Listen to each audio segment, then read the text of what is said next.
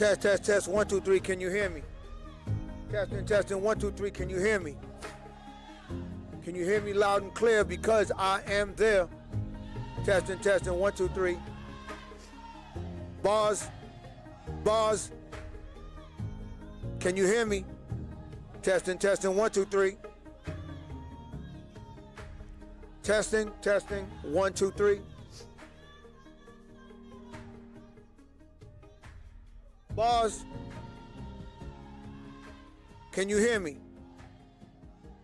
Can you hear a brother? Ooh, ooh. Testing, testing, 1, 2, 3. Bars. You can hear me, Kevin Hodge? Can you hear me? My peoples, can you hear me? We good now? Okay, look. Today we're talking about a very important book.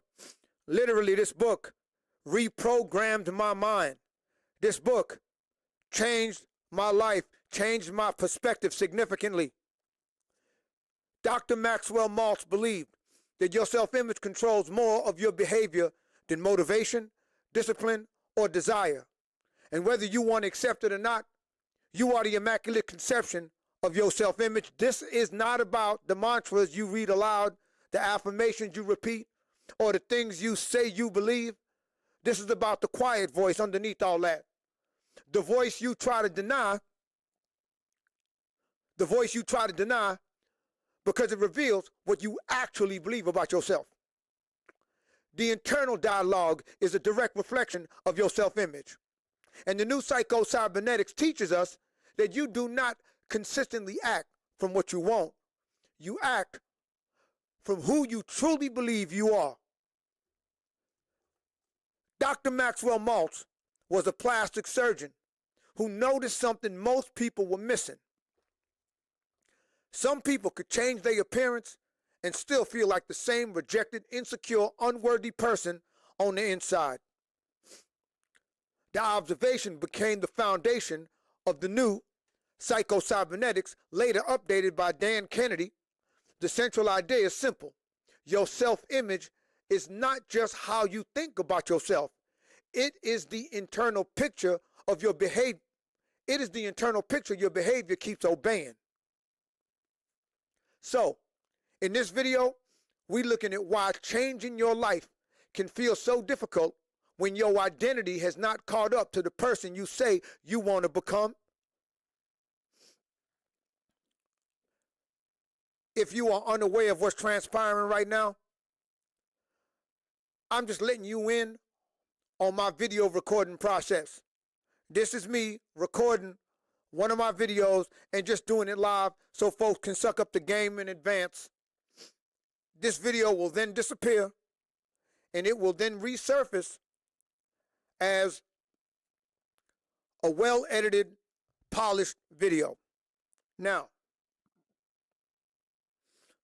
if you spent years believing that the reason you don't finish what you start is due to a lack of discipline or laziness, stop doing that. Research has repeatedly linked procrastination to emotional regulation and short-term mood repair. That means you're not necessarily avoiding the work. You're avoiding the emotional part of your creative process.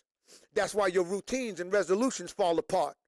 The emotional pattern underneath them never gets addressed.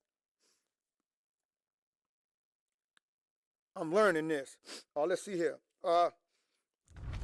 Me and Romani Malka will be hosting a live 90-minute workshop breaking down the 5 emotional blind spots. Me and Romani Malco will be hosting a live 90-minute workshop breaking down the 3 emotional blind spots, crippling your follow-through, and a blueprint for what to do about them. And yes, it's live, 90-minute workshop, so none of this multitasking and half-assing the work. If you're ready to be held emotionally accountable so you can start getting things done, I dare you to click the link in the description. Let's get back to the program.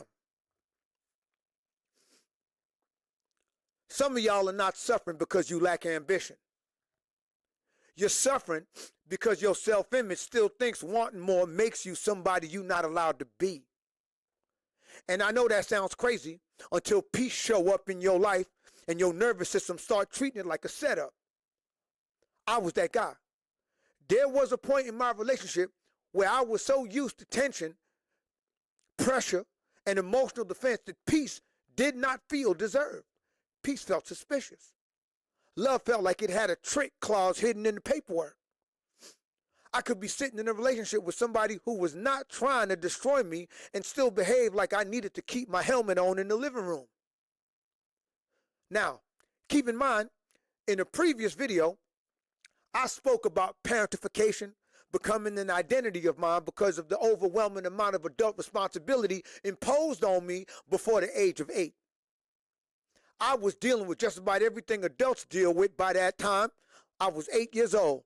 Only thing I did not have was a wife and the kids and a mustache.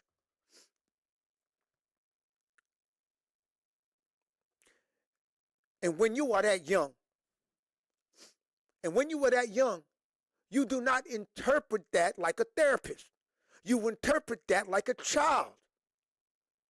You don't say, these adults are emotionally limited.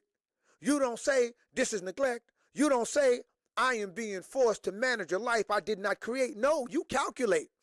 You look around and see other kids being picked up, protected, checked on, defended, nurtured, and watched over.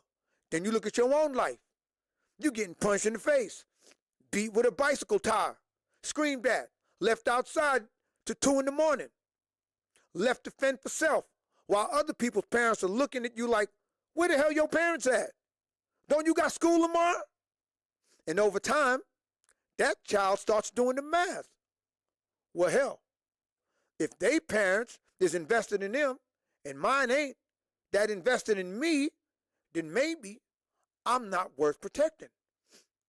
Maybe I am not worth showing up for. Maybe I'm not worth that degree of attention. Maybe I'm not worth that degree of nurture. Maybe I'm not worth that degree of care. Hell, maybe I'm not worth protecting.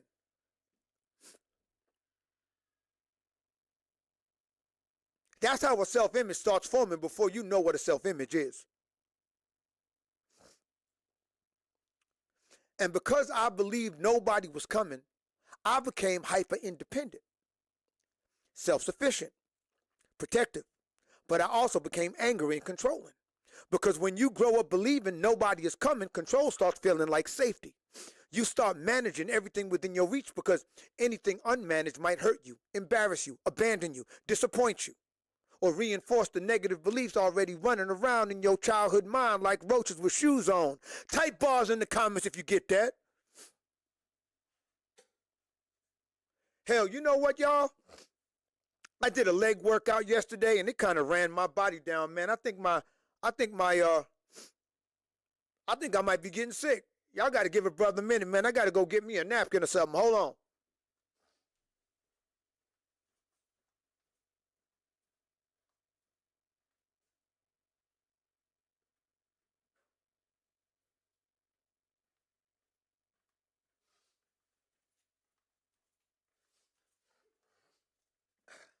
Yeah.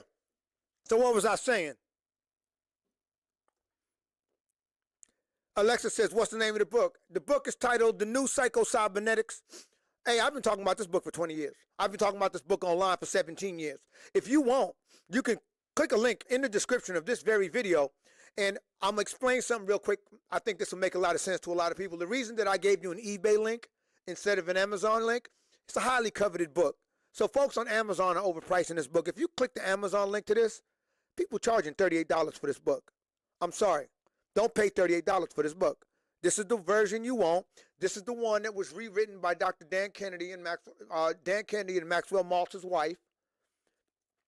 That's why I gave you the eBay link. I didn't give you the eBay link to one. I gave you an eBay link to the search. So you can just go through that search and look at all the ones available and get one of those. Do not pay. Amazon going to probably cancel me, but don't pay $38 for this damn book, okay? I don't care how highly coveted it is. Shit. Okay, so anyway, back to this program. So what was I saying? I'm going to go back a little bit. You start managing everything within reach because anything unmanaged might hurt you, embarrass you, abandon you, disappoint you, or reinforce the negative beliefs already running around in your childhood mind like roaches with shoes on. Type bars in the comments if you get that. And those thoughts attract more thoughts, more interpretations, more evidence, more internal dialogue, more reasons to believe the problem is you. And all of that forms what we now understand as self-image. But here's where it got dangerous. That self-image did not stay in childhood. It followed me into my relationship. The same little boy who believed nobody was coming became the grown man who did not know how to relax when somebody actually showed up. Type bars in the comments if you get that. So now, peace did not feel like peace. Peace felt like a loss of control. Peace felt like vulnerability. Peace felt like you better keep one eye open because this is usually the part where life gets cute before it starts acting stupid. That is a miserable way to love somebody. Because now you are not responding to the person in front of you. You are responding to the internal picture you've been carrying. And I remember getting so frustrated with myself that I had a drink, sat with what was really happening, and had to tell myself the truth. The problem was not just the relationship. The problem was the image I had. The problem was the image I had of myself inside the relationship. I did not see myself as someone significant in a relationship unless I was being useful. I did not see myself as somebody who could I did not see myself as someone who could set and enforce boundaries. I did not see myself as someone who could receive. I did not see myself as someone who could be someone. I did not see myself as someone who could be with someone who was not both emotionally and financially dependent on me. Those revelations hit different because they explain why a person can say they want peace, love, money, stability, and growth, but still keep acting like those things do not belong to them. That is where Malt started making sense. Because the new psycho-cybernetics is not just talking about goals.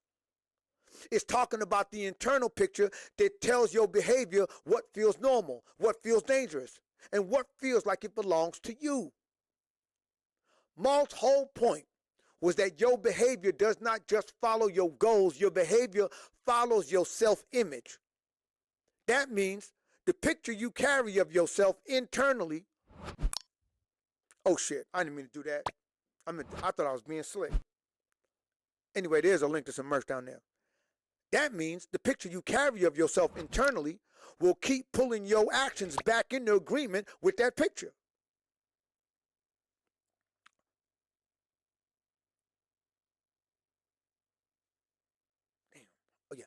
Now would be a good time to hit that like button if you like something.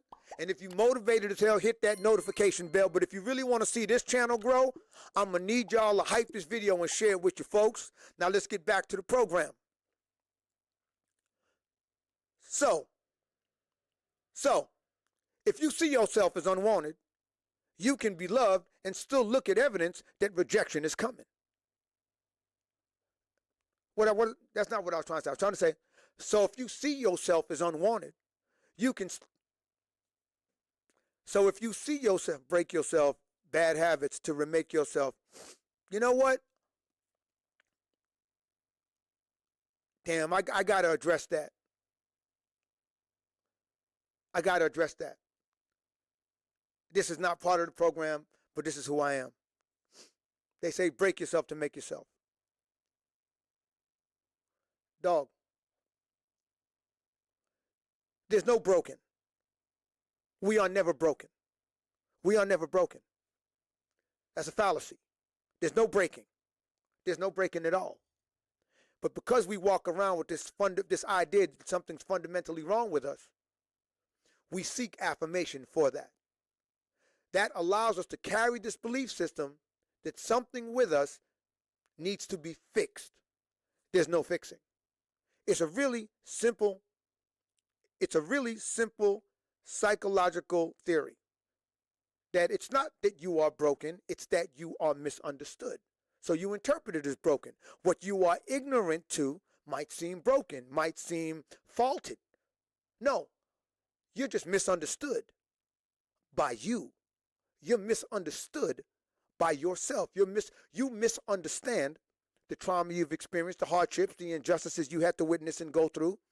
You don't understand what they've done to you, how they've affected you, how they've influenced you. So you interpret your choices, your outcomes as broken, as faulty. No, they're just misunderstood. Your job is to look at yourself as something, as someone worth studying. It's ironic to me how people can pick up a book, an audio book, podcast, and know someone else's life story better than they know their own. Can debate the nuance of athletes going through hardships better they can debate their own nuance. Don't you see the pattern here? The whole reason most of us are stuck is because we fail to address the emotional discomfort that comes with sitting still and absorbing the emotional plight of the things we've been through. Period. In fact, if you're in my online community, you know, thank you, Cookies and Pie, you know that's what we make you do. We demonstrate to people how to experience your emotions, how to own your emotions, how to experience vulnerability. Even though you all live in a society that tells you to be strong, you can't be vulnerable. Well, I call cap. Sue me. Literally. Type bars in the comments if you get that and we get back to the program. So I'm going to go back a little bit. If you don't know what's going on, my name is Tijuana Jackson. I'm the people's mentor. We're talking about a book titled Psycho-Cybernetics. Let me see if I can give y'all a better shot of that. The new Psycho-Cybernetics. There's multiple iterations of this. I prefer this book right here to the original. This is just a remake of the original, made up, updated for modern times. The new Psycho-Cybernetics, there's a link to it down in the description. I gave y'all eBay links because them Amazon things was charging ridiculous amounts of money for that book. Anyway, now would be a good time to hit that like button. If you truthfully want to support my channel, I need y'all to pound on that like button. I need y'all to pound on that hype button. I need y'all to really share that button. Share that button. So, let's get back to it. I'm going to go back a little bit because I think this is important. Malt's whole point was that your behavior does not just follow your goals. Your behavior follows your self-image. That means the picture you carry of yourself internally will keep pulling your actions back into agreement with that picture. So if you see yourself as unwanted, you can be loved and still look for evidence that rejection is coming.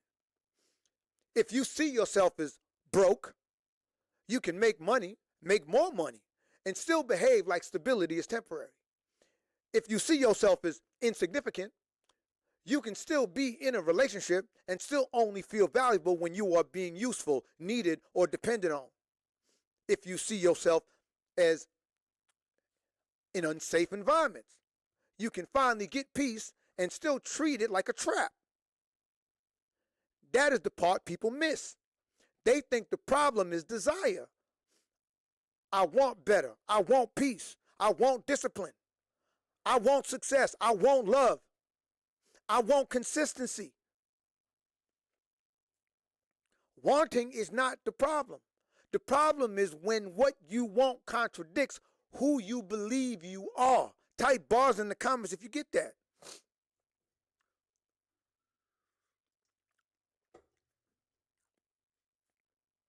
Matter of fact, bars. Because the moment your goal starts disagreeing with your self-image, your nervous system starts acting like because the moment your nervous system starts, The moment your goal starts disagreeing with your self-image, your nervous system starts acting like progress is a threat. That is why people can get close to what they prayed for and start sabotaging it like it broke into their house. Bars! Matter of fact, type bars in the comments if you get that.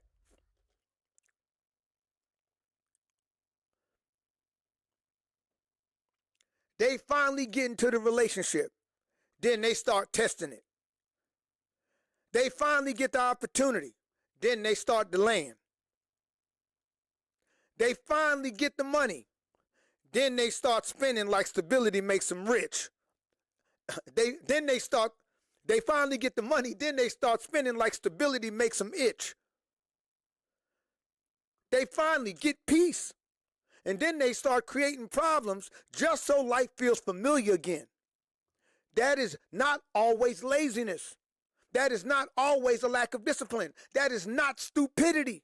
Sometimes that is a self-image trying to protect itself from a life it has not learned how to recognize. Type bars in the comments if you get that. This is where the new psycho-cybernetics gets practical. Dr. Maxwell Maltz was saying that the mind operates like a goal-seeking mechanism. But here's the part people love to skip. That mechanism does not just chase what sounds good, it moves towards what's believable. It moves towards what matches the internal target. So if the target inside you is still rejection, lack, chaos, guilt, or unworthiness, then motivation alone is not enough. You can yell affirmations until your mirror files a note. You could yell affirmations until your mirror.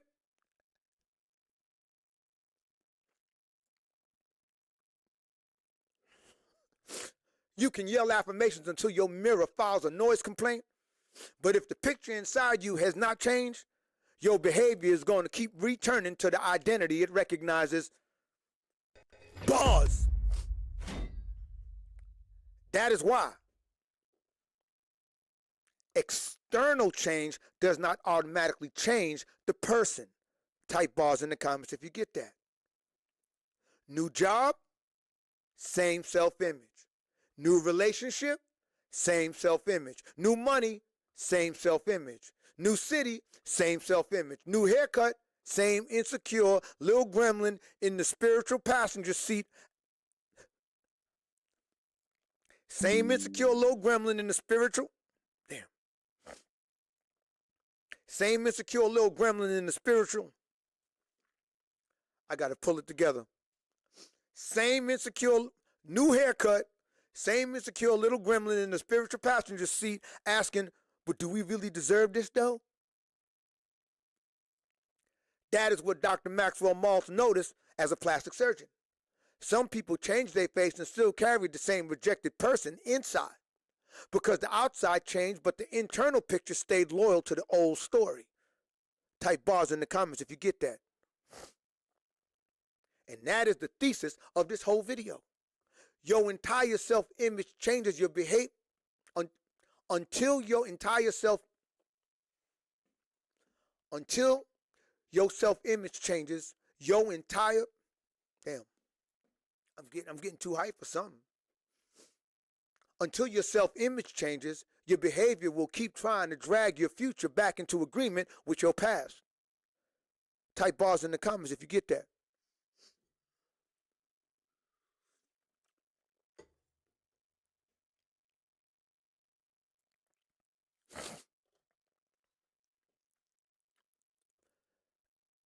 By the way, now would be a good time. Now would be a good time to hit the like button if you like something. And if you're motivated as hell, hit that notification bell. But if you really want to see this channel grow, I'm going to need you to share this with your folks. Bars, I'm going to do that again. Here we go. Now would be a good time to hit the like button if you like something. And if you're motivated as hell, hit that notification bell. But if you really want to see this channel grow, I'm going to need you to share this with your folks. Pause.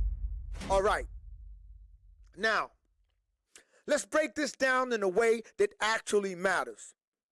Because if you hear self-image and think, oh, this is just confidence, you already missed the exit. Self-image is deeper than confidence. Confidence is how you feel about your ability in a moment. Self-image is who you believe you are when nobody is clapping, nobody is watching, nobody is encouraging you, and life starts applying pressure. That is the picture underneath the performance. So let's walk through the parts that actually apply to your life.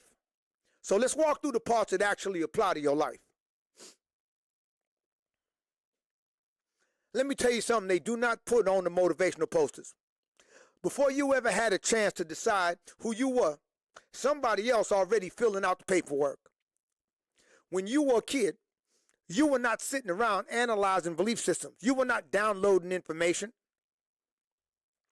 Every day, the people around you were teaching you what the world was, what was possible, and most importantly, who you were supposed to be in it. Now, most of the time, that information came from your parents. Not because they were evil masterminds running a psychological operation out of your living room. They was just passing down what they believed. Their fears, their assumptions, their limitations, their understanding of how life works. And if they believed the world was dangerous, you probably learned to see danger everywhere. If they believed money was hard to get, you probably learned to recognize struggle as normal. If they spent their whole life surviving, you might look at opportunity and call it unrealistic because survival feels more familiar. See, this is where Dr. Maxwell Maltz was dropping gems. When your mind is not just reacting to reality, your mind is interpreting reality through the picture you already have of yourself. That self-image becomes a filter. It tells you what to pay attention to. It tells you to ignore. It tells you what to ignore. It tells you what belongs to people like you and what belongs to people you think you are different from. Type bars in the comments if you get that. Bars! It tells you whether an opportunity looks exciting or looks suspicious. Two people can be standing in front of the exact same opportunity and one sees a doorway while the other one sees a wall. Why is that? Because people do not recognize reality as it is. They recognize reality as they are. Bars! Type bars in the comments if you get that. All right. Yo, if you're just tuning in, if you're just logging in, we're talking about the book Psycho-Cybernetics, actually the new Psycho-Cybernetics. I put a link in the description to it because when I looked at the Amazon links, they was charging $38 for this book. Don't pay more than $6, $7, $8, $9, $10 for this book, you hear me? I've been talking about this book online for 17 years. I've been studying this book for over 20 years. Actually more than that. I've been studying this book since 1990 something. So anyway, if you're just tuning in, here's what I'd like to say. Now would be a good time to hit that like button if you like something. And if you're motivated to tell, I'm going to need you to hit that notification bell. But if you really want to see my channel grow, I'm going to need you to hype this video and share it with your folks. Pause! Okay, it's getting hot in here. Let me turn on the AC real quick. Give me a second. Y'all cool with that?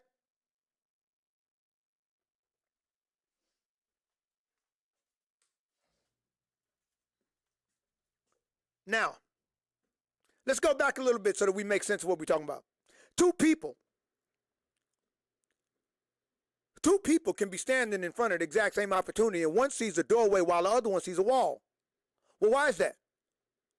It's because people do not recognize reality as it is. They recognize reality as they are.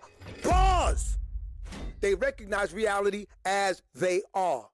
And the crazy part is most of this programming got installed before you were old enough to question any of it. So now, you got grown adults walking around making decisions based on beliefs they've never consciously chose. They inherited them. Not just beliefs about money, success, relationships, or failure. They inherited a way of interpreting reality itself. And until you examine that programming, your self-image will keep deciding what you notice, what you ignore, what you think belongs to you, and what you swear is impossible. Not just because it is impossible, because your current self does not recognize it as something meant for you. Now, once you understand that self-image controls what you recognize, Maltz starts talking about imagination. And this is where people get childish. They hear imagination and start acting like all they have to do is close their eyes, picture a Lamborghini, and wait for the universe to drop some keys in their lap. No, that is not psycho-cybernetics. That is adult peekaboo with a vision board. Maltz was not telling people to fantasize. He was pointing to something more practical. Your imagination rehearses identity. The picture you keep seeing internally, start teaching you know something, y'all? Damn.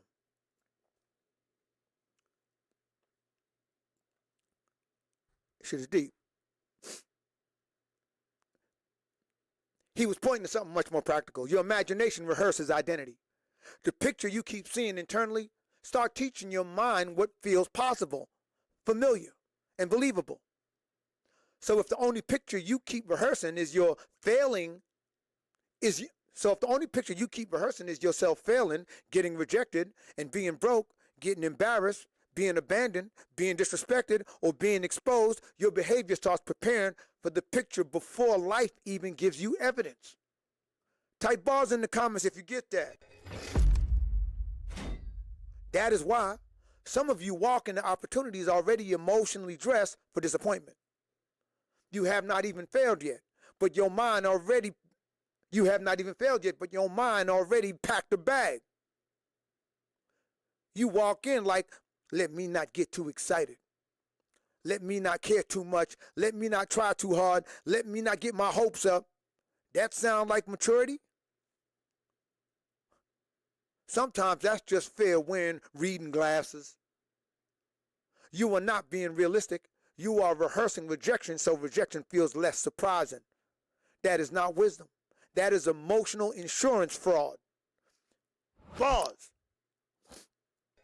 Damn it, I pressed the wrong button. That is not that is not wisdom. That is emotional insurance fraud. No, I'm laughing. All right. That is not emotional maturity. Wait, no. That is not wisdom. Damn it. That is not wisdom. That is emotional insurance fraud. Bars. Matter of fact, type bars in the comments if you get that. The point of imagination is not to pretend your life is perfect. The point is to practice a new internal picture before real life tests you. Because if your mind has only rehearsed failure, then success is going to feel foreign. If your mind has only rehearsed abandonment, then commitment is going to feel suspicious. If your mind has only rehearsed being broken, then stability is going to feel temporary. If your mind has only rehearsed chaos, then peace is going to feel like a room where somebody forgot to turn the threat on. So you have to rehearse seeing yourself differently, not magically, not delusionally, practically.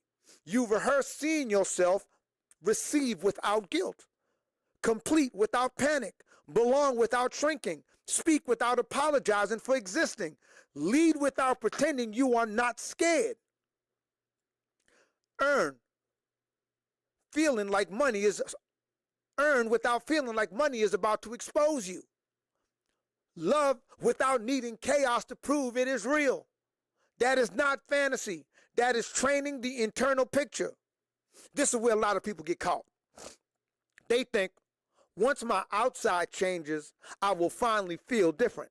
Once I get the money, once I get the body, once I get the relationship, once I get the title, once I get the house, once I get the teeth, once I move to the new city, once I buy the new outfit and start dressing like somebody's assistant pastor with a podcast, then I will feel different. Maybe, maybe not.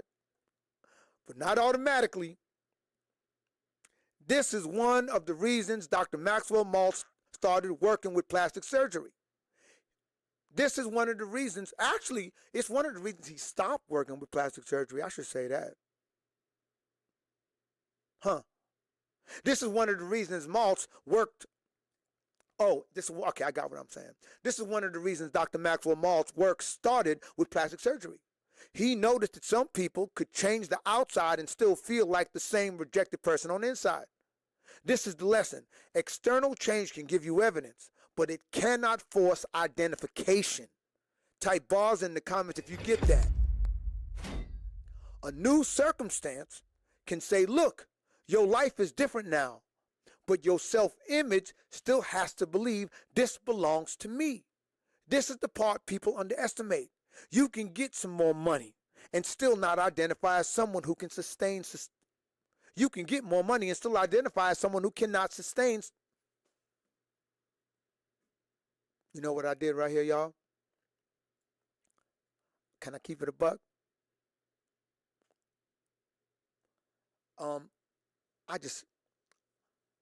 I overdid it here.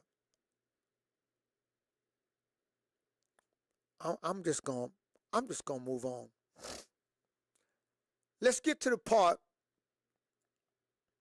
Let's get to the cybernetics part. Damn, I just realized what I did. I'm so disappointed in myself. Y'all, forgive me. I'm a little under the weather.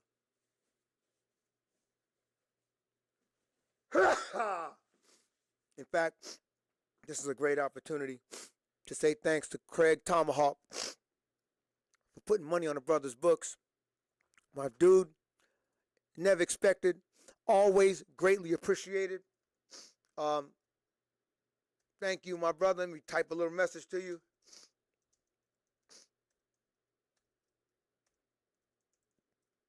Don't do a leg workout and not eat when you're done. So, what am I trying to say? Thank you, my brother. I really appreciate you putting money on the brother's books, man. Folks reaching into their pockets is very reaffirming, because I know what it's like to work hard for your money and then,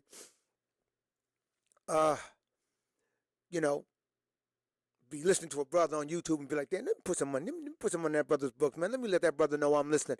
Hey, it means a lot, okay? And, I want to get further into this, but I just had to stop for a minute and acknowledge my brother. I appreciate you a lot, Craig Tomahawk. Everybody, I want some fire emojis in the chat acknowledging Craig Tomahawk for putting money on the brother's books, being supportive of the Tijuana Jackson movement, the Therapy Center. Y'all, put some fire emojis in the damn chat. Let's go. Let me put mine. Let me start this baby off, see if I can beat everybody to it. Put a bunch in that mug. Let me see. Here we go. Let's get some fire emojis going. Thank you, my brother. All right. Yo, where the fire emojis at, folks? Man, let me see if anybody even watching, because I feel like folks is really delayed on what I'm asking folks to do. Am I tripping? Oh, there it go. Hey, y'all. If you haven't hit the like button yet, now would be a good time to do that. Like, I'm not playing. By the way, it says, how was this video listed? I hope it ain't unlisted, Lord. Let's see. Let's see what's going on. View my channel.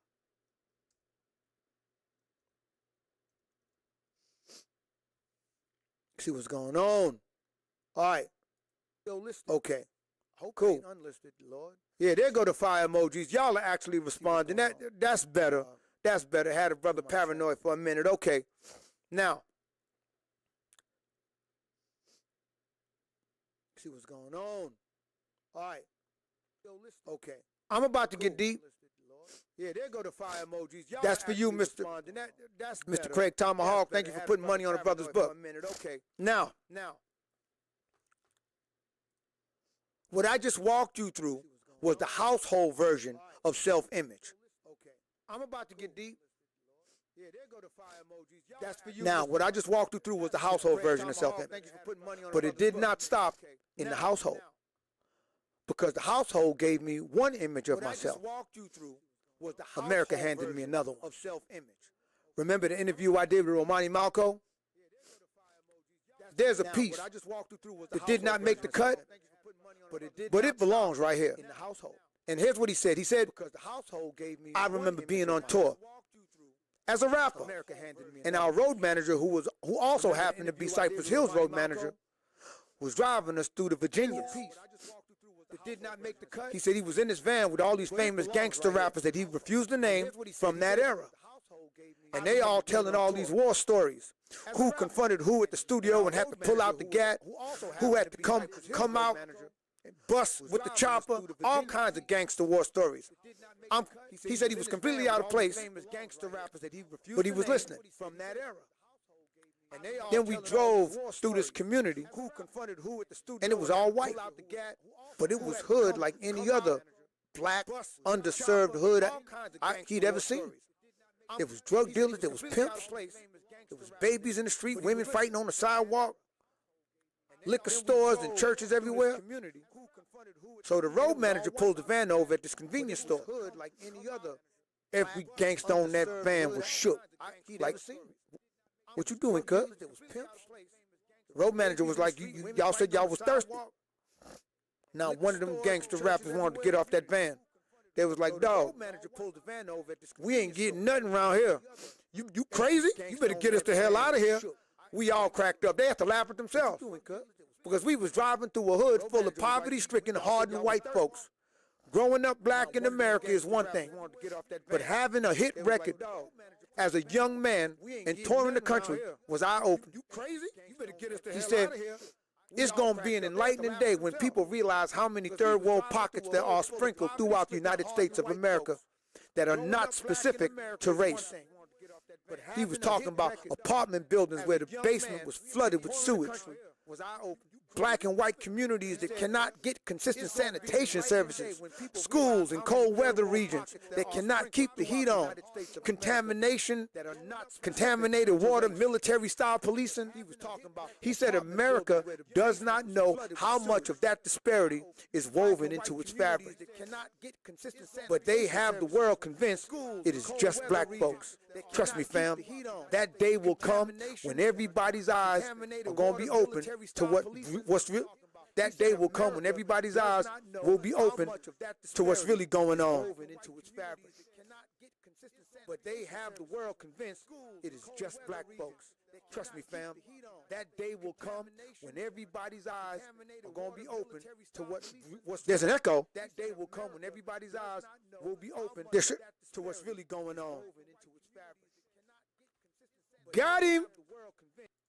Got him. Got him. Echo stop. Here go the book right here. The book is called The New Psycho-Cybernetics. And now I know why you were hearing a background. Now I know why you hearing echo. You know what? I'm going back because I think I got something really funny I want to do in that part. Now I understand how this works. Let me do this. Now I can run the program. Okay, so I'm going to go back and do that over, but for entertainment purposes, I want to do something to you. I want to do something for you. Okay. Let's really put on a show, folks. Give me a second. Let me see. Y'all still seeing me? Damn, I didn't realize I was this close to having to leave. Damn. Okay, hold on one second, y'all. Y'all ready? Hold on, check it out. Watch this, watch this. Okay. All right, let's go. Now, what I just walked you through was the household version of self-image, but it did not stop in the household because the household gave me one image of myself. America handed me another one. Y'all remember that interview I did with Romani Malco? There's a piece in that interview that did not make the cut, but it belongs right here. Hold on one second.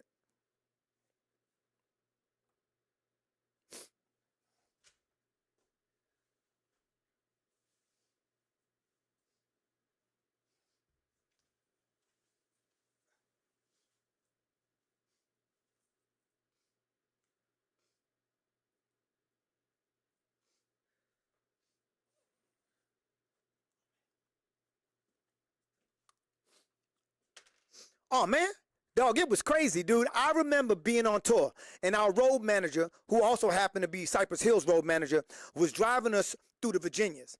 And I'm in this van with famous gangster rappers that I'm not gonna name. They would get famous gangster rappers from that era, and they were all telling these war stories. Who confronted who at the studio, who had to come out shooting, all kinds of gangster war stories. Dog, I'm completely out of place, right? But I'm listening. Then we drive through this community that is all white, but it is hood like any other black hood I'd seen. Drug dealers, pimps, the rock boys doing this to the van, babies in the street, in Pampers, women fighting on the sidewalk, liquor stores, and churches everywhere. So the road manager pulls the van over at this convenience store. Every gangster rapper on that van was shook. Like, what are you doing? And the road manager said, you said you were thirsty. Not one of those rappers dared to get off that van. They was like, dog, we ain't getting nothing from this. We ain't getting nothing around here. You crazy? Get us the hell out of here. Man, we all cracked up because we were driving through a hood full of poverty-stricken, hardened white folks. Growing up black in America is one thing, but having a hit record as a young man and touring the country was eye-opening. It's going to be an enlightening day. It's going to be an enlightening day when the people realize how many third world pockets are sprinkled throughout the United States of America that are not specific to race. I'm talking about apartment buildings where the basement is flooded with sewage. Black and white communities that cannot get consistent sanitation services. Schools in cold weather regions that cannot keep the heat on. Contaminated water. Military-style policing. America does not know how much of that disparity is woven into its fabric. But they have the world convinced it's just black folks. Trust me, that day will come when everyone's eyes are opened to what is really going on. Thank you, TJ.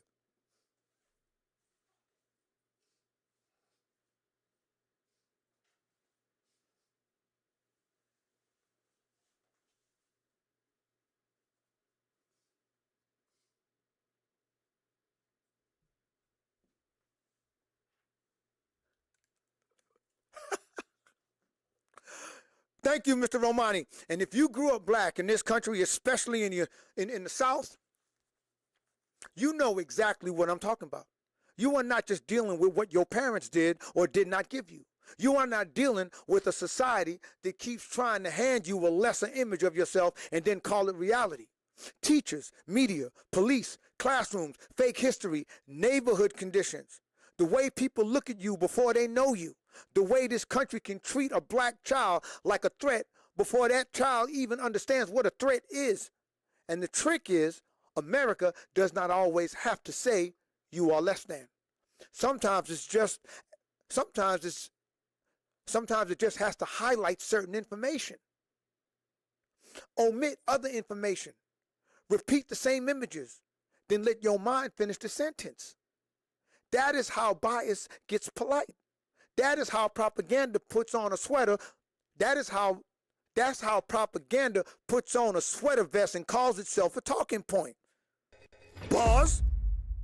Now it would be convenient to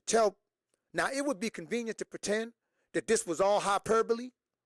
But studies going back to the 1940s, including the Clark Doll study, showed how American racial conditioning could shape the But studies going back to the 1940s, including the Clark Doll study, showed how American racial conditioning could shape the self... Damn, I'm trying to spit this out. You're welcome, Eugene. If you don't know what's going on, by the way, I'm just giving people a behind-the-scenes look at how I go about doing my live streams. This is my live streaming process right here. Not my live stream process. If you don't know what's going on, this is, I just show people how I record my videos. This is the process, and then I take it offline, and then I go and I give y'all a more polished, professional version of this very same video. But studies going back to the 1940s, including the Clark-Doll studies, show how American racial conditioning could shape the self-perception of black children. Those children were not just learning race, they were learning value. They were learning who gets associated with beauty, goodness, safety, intelligence, worth. And that kind of conditioning does not just disappear because you grow up, pay bills, and get password. And that kind of conditioning does not just disappear because you grow up, pay bills, and get past. And that kind of conditioning does not just disappear because you grow up, pay bills, and get a password manager and learn how to pretend you are fine in emails. That stuff can get into your self-image. And it does not only happen through insults, it happens through disparity. Current Federal Reserve data shows that typical black family wealth is nowhere near typical white family wealth. The difference is not small. It is generational. It is structural, historical. It is sitting in the room with a suit on pretending that it just got here. But America will still look at that disparity and tell you the problem is laziness, inadequacy, lack of discipline, lack of education, no ambition, no family values, promiscuity. And when you hear that message long enough, you can start interpreting systemic failure as personal failure. Type bars in the comments if you get that. You can start believing the condition you were born into is proof of your worth. Type. Wait. Y'all getting that? Someone said, what's the book? The link is in the description. It's called The New Psycho-Cybernetics. The link is in the description. The reason I gave y'all the eBay link to these books is because it's just too damn expensive on Amazon. Like $38. Ridiculous. But you can start believing. You can start believing the condition you were born into is proof of your worth. Damn it.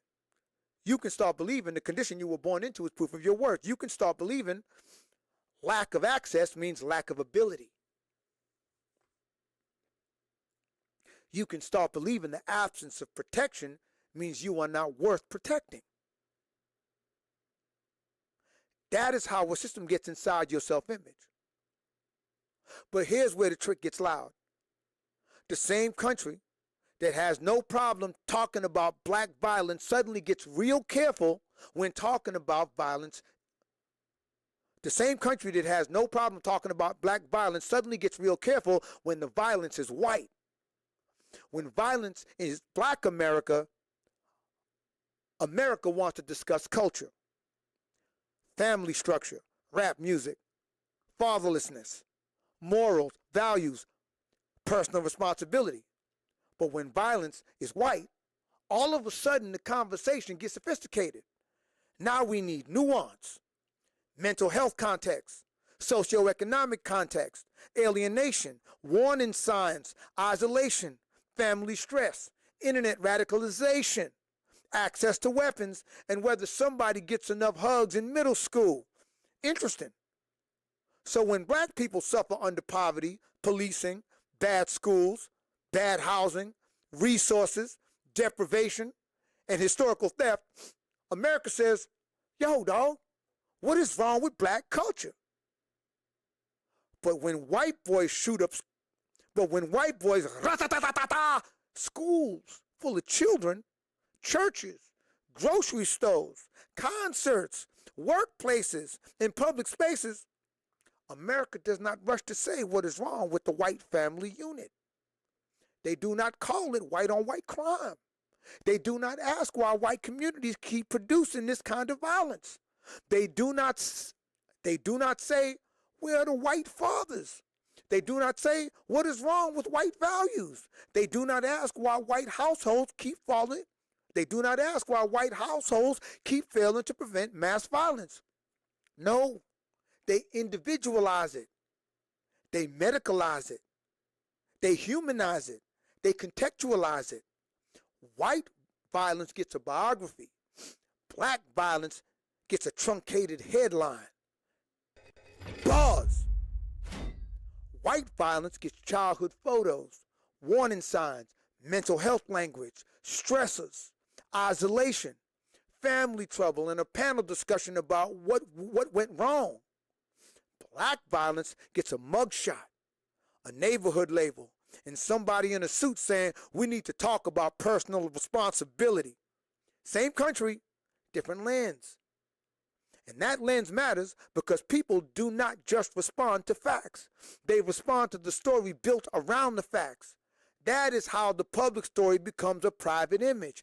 That is how a child starts absorbing a message nobody technically had to say out loud. The data America popularizes is selective. It is easy to find radicalized numbers. Black homicide rates, black arrest rates, black incarceration rates, black on black crime. They package those numbers real clean.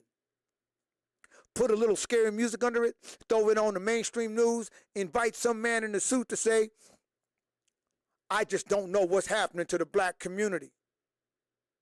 Sir, we trying to have a full conversation and you keep showing up with half the receipt. Because the moment you ask sharper questions, the room get quiet. Okay, how much of this is poverty? How much of this is proximity? How much of this is policing? How much of this is housing? How much of this is access? How much of this is neighborhood conditioning? How much of this is unsupervised children due to parents working double, triple shifts? How much of this is America creating the fire and blaming the smoke for smelling burnt? Dog, the Bureau of Justice Statistics data showed that from 2008 to 2012, poor white people experienced non-fatal violent victimization at a rate of 46.4 per thousand. Poor black people experienced that 43.4 per thousand. Based on the data, how did the term black on black crime become a key talking point on mainstream media before white on white crime? Oh wait, white on white crime never became a talking point on mainstream media? Never? You sure? Okay, interesting. Interesting. If poverty and violence are connected, why does the public story keep turning black poverty into proof that black people are broken? Why does the public story keep turning black poverty into a cultural disease? Why does white poverty get context, but black poverty gets character assassination? That is the part I want you to catch. The story gets radicalized before it gets contextualized. So by the time a black child hears the message, he is not hearing poverty increases risk. She is not hearing proximity shapes violence. He is not hearing resource deprivation changes community outcomes. She is not hearing the average black household holds roughly 1/6 of the wealth of the average white household.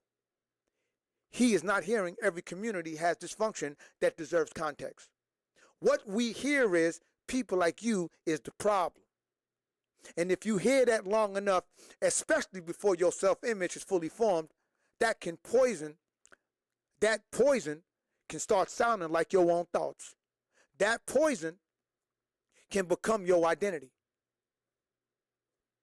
And as a black man who grew up in the South, I am telling you that contributed to my self-image, my negative self-image, my sense of unworthiness, my lack of self-worth, my sense of inadequacy.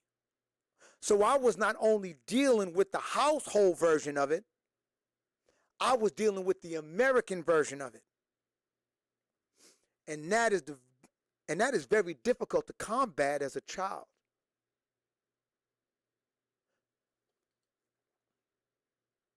It is very difficult to build a healthy self-image when you are 10 years old walking down the street with your dad and white kids is yelling, look, ninjas, ninjas, and throwing rocks at you.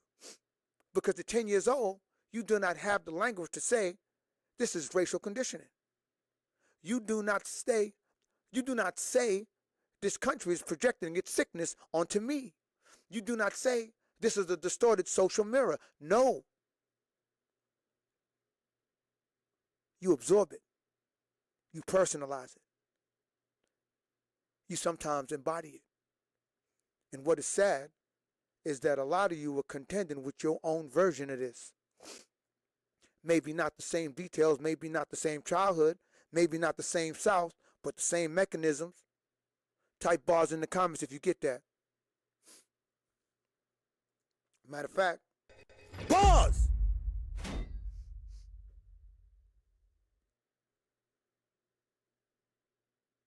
You had experiences that gave you an image of yourself. Then you grew up and started calling that image your personality. But we are not here to dwell. We are not here to divide. We are here to identify and rectify. That's what makes this channel so dangerous.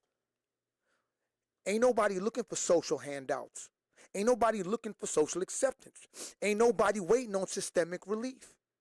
No. I promote we do what we need to do. Because if we can identify where the self-image came from, we can stop worshiping it like it's the truth. You can want success all day, but if your self-image still thinks struggle is your natural habitat, peace and money will likely feel attainable. Type bars in the comments if you get that. Look, if you ain't figured it out by now, the real reason you keep stalling on your goals has nothing to do with how disciplined, motivated, or focused you is. Men hate it when I say this, but your failure to commit to your ideas and even your dreams is an emotional issue. Don't take my word for it. Go and research. Don't take my word for it. Research has been confirming this for over 2 decades. Look up the Tyson-Brzezinski study. Look up the Tyson-Brzezinski study. It's hard to say that. Look up the Tyson-Brzezinski study. The Soroy-Cycle study. No, the Soroy-Cycle study. You are not avoiding the task. You're not even avoiding accountability. What you are avoiding is emotional discomfort. Yes, women too. That's the real reason your follow-through is garbage. You don't need another planner. You need emotional awareness. Say it with me. I need emotional awareness. Romani Malcolm and I are hosting a live 90-minute workshop where we expose the 5 emotional... Romani Malcolm and I are hosting a live 90-minute workshop where we expose the emotional blind spots sabotaging most people's progress, and we hand you the exact playbook to get you active on your ideas. Show up ready to take notes and be called on. This ain't no replay. We live. If you done sleeping on your own ambition and need some real ones to wake your ass up, the link is in the description. Let's get back to the program. Bars. Now, here's the part Maltz understood that most self-help skips. Your self-image is not just a belief. It's a permission system. It decides what you are allowed to receive without suspicion, what you are allowed to pursue without guilt, what you are allowed to become without feeling like a fraud. This is why a man can say he wants love, then interrogate love when it arrives. This is why a woman can find Mr. Right and then devotes her life to trying to prove him wrong. A man can say he wants peace, then feel useless the moment nobody needs him to carry their emergency. Let me repeat that. A man can say he wants peace, then feel useless the moment nobody needs him to carry the emergency. This is not always character. Sometimes this is not always character. Sometimes that is identity jurisdiction. Your behavior stays inside the territory your self-image recognizes. That is the thesis. Maltz was saying the mind is a goal-seeking mechanism, but it does not chase goals in a vacuum. It moves towards what the self-image accepts as believable. Type bars in the comments if you get that. Some folks are like, what's going on? We're talking about a book titled The New Psycho-Cybernetics by Dr. Maxwell Maltz and Dan Kennedy. I got a link to this in the description if you need it. What else did I want to say? I'm going to say this too. Now would be a good time to hit the like button if you like something. And if you're motivated as hell, hit that notification bell. But if you really want to see this channel grow, I'm going to need you to hype this video and share it with your folks. Okay? But your self-image moves towards what the self-image accepts as believable. And it resists what the self-image experiences as foreign. So the question is not just, what do you want? The deeper question is, who do you believe you are allowed to be once you get it? And that is where the new psycho-cybernetics becomes dangerous in the right. And that is where the new psycho-cybernetics, and that is where the new psycho-cybernetics becomes dangerous in the right hands. Because once you realize the self-image can be formed, you also realize it can be challenged. If experience helped build it, new experiences can help revise it.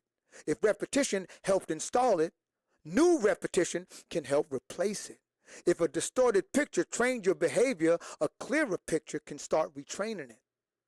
But not by lying to yourself, not by pretending, not by standing in the mirror saying, I am powerful, while your internal voice is in the back saying, powerful well. In this apartment with this in this apartment with these unpaid bills? No. The work is more honest than that. You have to identify the image. You have to understand where it came from. You have to stop treating it like truth just because. You have to stop treating it like truth. You have to stop treating it like truth just because it's familiar. And then you have to begin committing to thought inventory, visualizing and living from a corrected picture long enough for your behavior to recognize the new identity is home. And I believe that this video right here is a step in the right direction. Somebody type bars in the comments if you get what I'm saying. No, yeah, so let me do that again. By the way, type bars in the comments if you get that. Type bars in the comment if the message is resonating with you. And if you haven't hit the like button yet, now would be a good time to do that. And I'm going to keep it a buck. Let me refresh this because I don't know how many folks. Yo, folks, y'all need to hit the like button. Stop playing. Hey, what's up? What's up, Mr. Salinas? Steve Salinas in the house. Kevin Hodge in the house. Eugene Fontenot in the house. We got a lot of Baytown in here tonight. Okay. Darwin Green in the house. That's what's up. What up, Chip? What's up, Terrell? What's up, old third eye visionary? What's happening? Cookies and pie, you still around? Anyway, I hope y'all are getting the message. I hope y'all are understanding this. I hope this is resonating with you. Okay. But you have to understand where it came from. You have to stop treating it like truth just because it feels familiar. And then you have to begin committing to thought inventory, visualizing and living from a corrected picture long enough for your behavior to recognize the new identity as home. And I believe this video was a step in the right direction. All right. So you may have noticed that the title of this book says something to the effect of, this book changed my programming. What that basically means is this. It was through that book that I began to realize how damaged my self-image actually was. I began to realize how compromised my self-image actually was. And it taught me something. It taught me to do thought inventory. And when I began to do thought inventory, no cap, 75% of my thoughts were negative thoughts. 75% of my thoughts were self-deprecating. 75% of my thoughts were self-limiting. No cap. And I had to consciously, like literally write my thoughts down to be like, damn, what is wrong with me? You know, and over time, it just kind of taught me like, oh, I have to be more conscious of this. And then I began to make more conscious effort to have more positive thoughts. And it has changed significantly, but there are times and there are periods where I have to check myself because I'm doing something new. It feels uncomfortable. I'm going through the emotional part of that process, and all the old things, all the old beliefs want to come back up, and I have to really sit down and check myself on what thoughts I'm feeding into, what belief systems I'm feeding into. So if you were wondering what thought inventory is, that's what plays a huge role. Somebody type bars in the comments if you get that. All right, cool. So look, I just concluded this video. Now I'm off to go home and take my son to an outing with some of his friends. But I really appreciate y'all being here once again. I want to give a big shout out to Craig Tomahawk for putting money on the brother's books. And look, man, this is what I'm gonna do from now on. This video was not gonna be live much longer. I'm about to stop it, and then I'm gonna post up. What's up, Pod Banging? I'm trying to put money on your books, but Super Chat won't save my card. But you are killing it, bars. Hey, man, thank you very much, Pod Banging. Another thing. For those of y'all who are having problems with Super Chat because you use fraudulent cards, because your cards is not saving your cards. I didn't mean to say that. That's not what I was trying to say. Yeah, so anyway, there are other links in there and ways that you can contribute to TJ. I really appreciate you elevating me. I appreciate you nicer music. I appreciate you nicer Send me the music again. Send it to me right now. All right, Eugene Fontenot, Steve Salinas in the house. That's Eugene and Steve, both from Baytown. All right, Dorfell. Thank you for your enthusiasm throughout the stream. I really hope y'all are resonating. I really hope this content resonates with you. And y'all have a blessed one. I got to get out of here because I am definitely running behind.